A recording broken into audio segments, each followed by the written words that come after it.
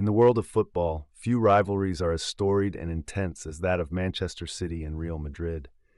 As the two clubs prepare to face off, the atmosphere is thick with anticipation, especially given the recent struggles of Manchester City.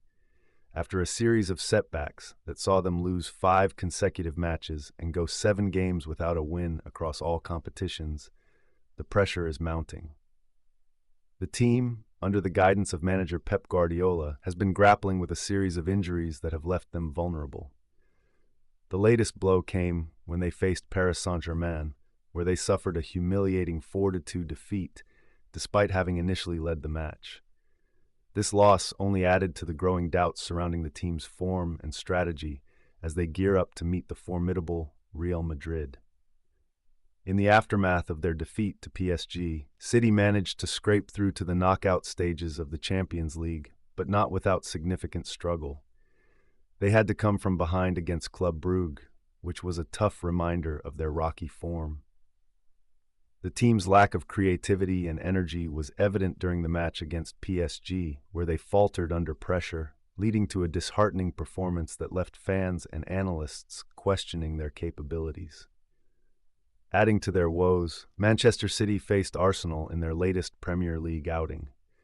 Although Erling Haaland managed to equalize after halftime, the team succumbed to a disastrous final 30 minutes, resulting in a 5-1 thrashing.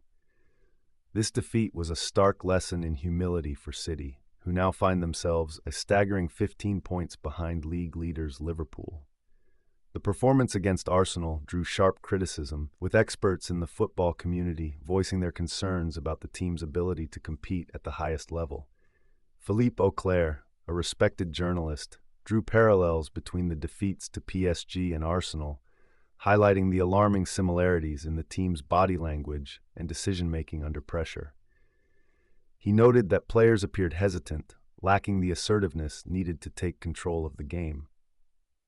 This sentiment was echoed by former player Tim Sherwood, who remarked on the inadequacies of City's midfield, suggesting that they would struggle to match the prowess of Real Madrid with their current setup. Guardiola has consistently pointed to injuries as a significant factor affecting the team's performance. The absence of key players, particularly the Ballon d'Or winner Rodri, has left a noticeable gap in the squad. New signing Nico Gonzalez, who joined on the last day of the transfer window, was brought in to fill this void, but suffered an injury just 22 minutes into his debut. This series of unfortunate events has compounded the challenges faced by City as they attempt to regain their footing. Thierry Henry, during the broadcast of the Arsenal match, emphasized the difficulties City faces in effectively supplying Haaland with the ball. He argued that while Haaland is one of the best strikers in the world, he requires support from the midfield to thrive. Henry's critique was pointed. He questioned why players weren't stepping up to help Haaland when the team was struggling to maintain possession. His insights reflect a broader concern regarding the team's tactical approach.